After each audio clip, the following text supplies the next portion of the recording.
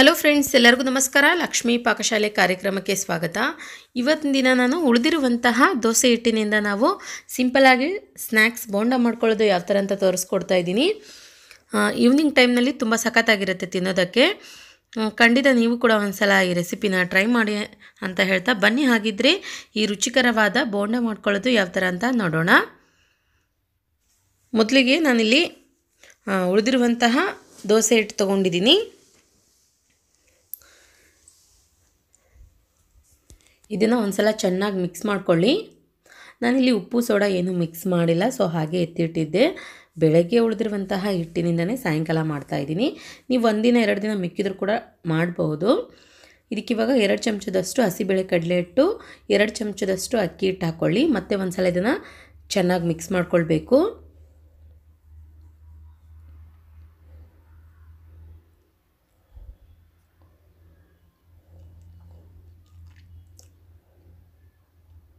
ಅದಾದ ನಂತರ ಹಸಿಮೆಣಸಿನ್ಕಾಯಿ ಹಾಕ್ಕೊಳ್ಳಿ, 1 ರಿಂದ 2 ಈರುಳ್ಳಿ ಸೇರಿಸ್ಕೊಳ್ಳೋಣ.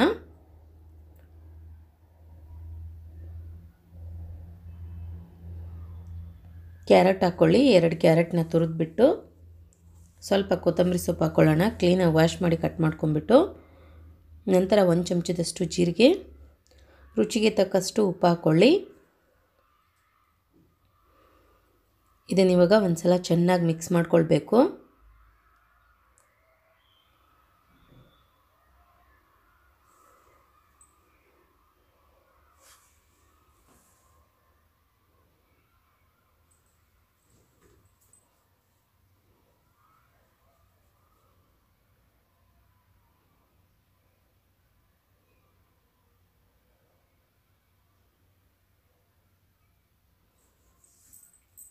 ಚೆನ್ನಾಗಿ ಮಿಕ್ಸ್ ಮಾಡಿಕೊಂಡ್ರೆ ಹದ ಚೆನ್ನಾಗಿ ಬರುತ್ತೆ ಬೋಂಡ ಮಾಡೋದಕ್ಕೆ.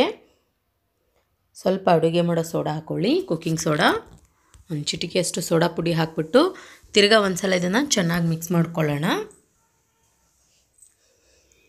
ಓಕೆ, ನೋಡಿ ಇವಾಗ ಪರ್ಫೆಕ್ಟಾಗಿ ಇಲ್ಲಿ ಬೋಂಡ ಹದಕ್ಕಿಟ್ಟು ಬಂದಿದೆ.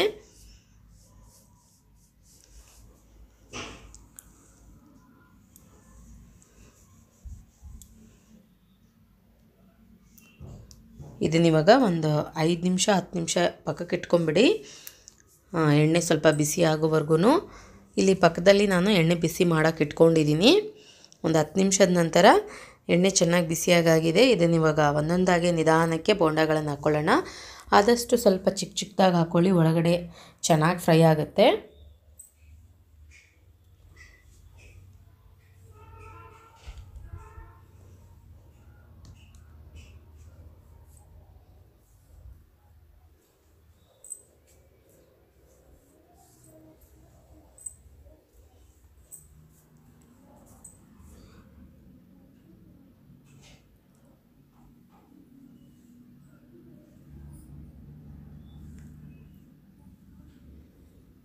ಓಕೆ, ನೋಡಿ ಇವಾಗ ಇಲ್ಲಿ ಬೋಂಡ ಚೆನ್ನಾಗಿ ಫ್ರೈ ಆಗಿದೆ.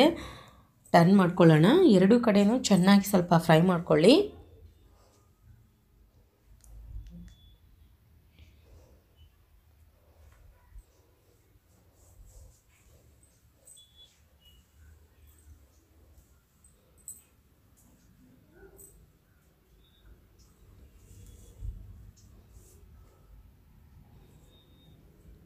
ಇವಾಗ ಇದನ್ನು ತೆಗೆದುಬಿಟ್ಟು ಒಂದು ಪ್ಲೇಟ್ನಲ್ಲಿ ಹಾಕಿಟ್ಕೊಳ್ಳೋಣ.